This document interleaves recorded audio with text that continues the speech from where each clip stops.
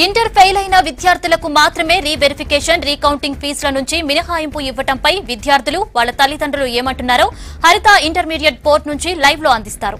హరిత, inter fail అయిన వాళ్ళకి మాత్రమే ఫీజుల నుంచి మినహాయింపు ఇచ్చారు. మరి చాలా మంది విద్యార్థులు తమకు మార్కులు తక్కువగా వేశారంటూ ఫీజులు కూడా కట్టేశారు కదా, మరి వాళ్ళ పరిస్థితి ఏంటి ఇప్పుడు?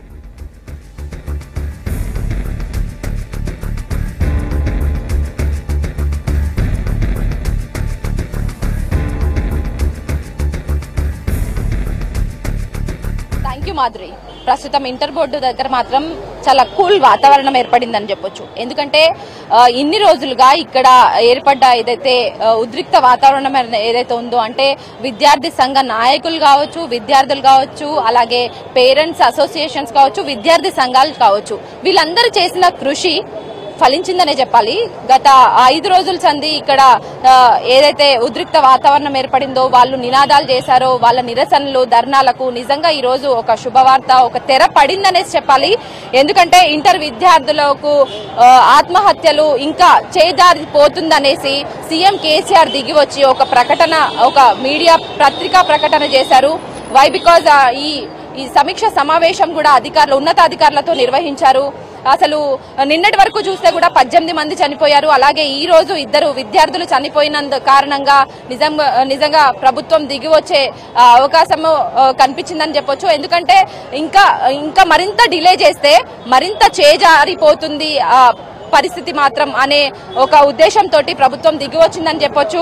ఈ విషయంలో మాత్రం మనం చూసుకుంటే, అంటే ఇప్పటి వరకు ఫ్రీ వెరిఫికేషన్ ఏదైతే ఉందో, అలాగే రీకౌంటింగ్ ఉందో, ఆ విషయాలపై ఒక క్లారిటీ వచ్చింది మనకి. ఇంటర్ విద్యార్థులకి సంబంధించి ఫెయిల్ అయిన విద్యార్థులందరికీ కూడా ఉచితంగా వెరిఫికేషన్ అలాగే రీకౌంటింగ్ చేసుకోవచ్చు అన్న ఒక సూచన చేశారు, సలహాను కూడా ఇచ్చారు.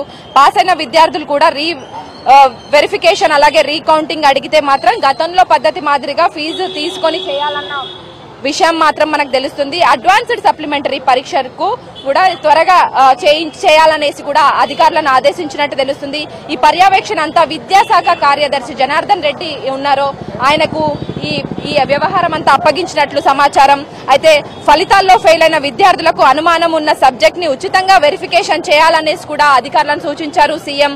అలాగే రానున్న సీజన్ నీట్, జేఈ, ఎంసెట్ ఇట్లా పోటీ పరీక్షలు ఉన్నందున ఈ పోటీ పరీక్షలకు సంబంధించి కూడా ఒక క్లారిటీ రావాలి. ఎందుకంటే సప్లిమెంటరీ ఎగ్జామ్స్ కూడా తొందరగా నిర్వహిస్తే పోటీ పరీక్షల్లో కూడా విద్యార్థులు తమ ప్రతిభ కనబరుస్తారు అన్న విషయంలో కూడా తొందరగా ఈ సప్లిమెంటరీ ఎగ్జామ్స్ రిజల్ట్స్ కావచ్చు, సప్లిమెంటరీ ఎగ్జామ్స్ నిర్వహణ కూడా తొందరగా చేయాలన్న ఆదేశాలు కూడా సీఎం నుంచి జారీ అయినట్టు మనకు సమాచారం అందుతుంది. అయితే విద్యార్థులు కూడా ఈ ఫ్రీ వెరిఫికేషన్ ఏదైతే ఈ రీకౌంటింగ్ ఉందో దాని విషయంలో, అంటే ఇప్పటి వరకు దాదాపు 20,000 అప్లికేషన్స్ వచ్చాయన్నారు. నిన్నటి వరకు మనం చూసుకుంటే 9,000 అప్లికేషన్స్ వచ్చాయి. అయితే ఈ రోజు 20,000 అప్లికేషన్స్ వచ్చాయి. అంటే ఇప్పటి వరకు కట్టిన ఫీజుల విషయంలో మరి మినహాయింపు ఇస్తారా, లేదంటే మళ్ళీ వాళ్ళ అకౌంట్ లో ఖాతాలో ఈ అమౌంట్ వేస్తారా అన్నది మాత్రం క్లారిటీ లేదు. దీని విషయంలో ఇంకా క్లారిటీ వచ్చే అవకాశం మాత్రం ఉంది.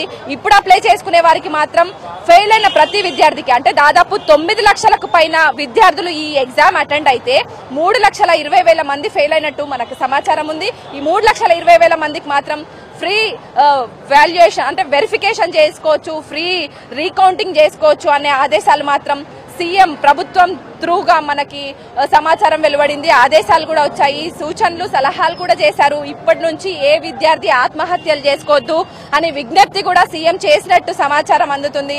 అయితే ఈ ఎగ్జామ్సే జీవితం కాదు, ఇంకా ఎగ్జామ్స్ లో కూడా లేదంటే లైఫ్ లో కూడా ఎదుర్కోవాల్సింది చాలా ఉంది అనేసి సీఎం కేసీఆర్ విద్యార్థులకు విజ్ఞప్తి చేశారు. ఇదే లైఫ్ కాదు అన్న విషయాలు మాత్రం సూచించినట్టు మనకు సమాచారం.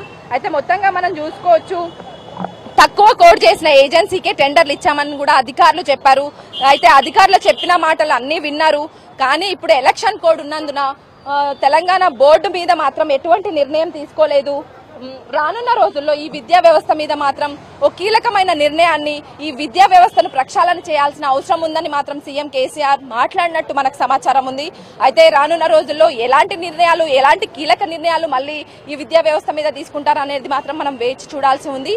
అయితే ఇప్పటికి మాత్రం మన దగ్గర ఉన్న సమాచారం ప్రకారం ఫ్రీ వెరిఫికేషన్, ఫ్రీ రీకౌంటింగ్ మాత్రం చేయాల్సి ఉంది అనేసి అధికారుల ఆదేశాలు వచ్చాయి. అయితే ఇప్పటి వరకు పే చేసిన వాళ్ళకి కావచ్చు, లేదంటే ఒక క్లారిటీ వచ్చే అవకాశం, అంటే జనార్దన్ రెడ్డికి ఎవరైతే అప్పగించారో ఆ జనార్దన్ రెడ్డి గారు మాట్లాడితే. థ్యాంక్ యూ హరిత.